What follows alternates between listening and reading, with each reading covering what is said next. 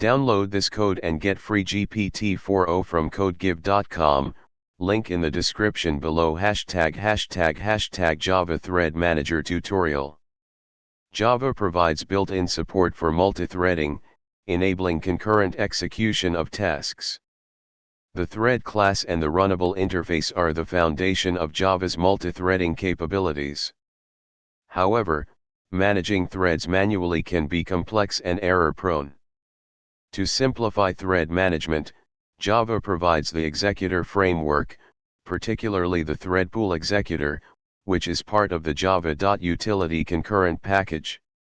This tutorial will cover 1. Understanding threads and executors. 2. Creating a thread pool.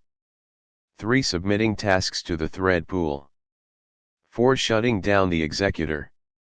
###1. Understanding threads and executors. A thread is a lightweight subprocess, the smallest unit of processing.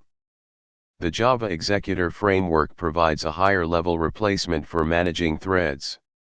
It allows you to define a pool of threads, which can execute tasks concurrently. ###2. Creating a thread pool. You can create a thread pool using the executor's factory class. There are several types of thread pools. Fixed thread pool, a fixed number of threads. Cached thread pool, a pool that creates new threads as needed but will reuse previously constructed threads when they are available. Single thread executor, a single worker thread to process tasks sequentially. Here's an example of creating a fixed thread pool. ###3. Submitting tasks to the thread pool. In the example above, we used a lambda expression to define a task that will be executed by the threads in the pool. The submit method is used to submit tasks for execution. The tasks can be of type runnable or callable, the latter can return a value. ###4.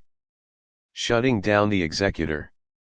It's crucial to shut down the executor after all tasks are completed. This can be done using the shutdown method, which will stop accepting new tasks and will complete all the submitted tasks.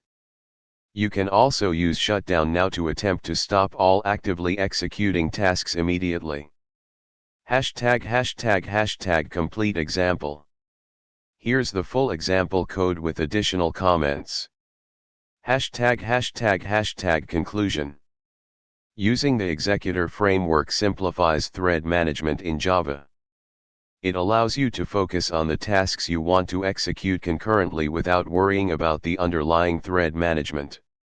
This tutorial has provided a basic overview of how to create and manage a thread pool using executor service.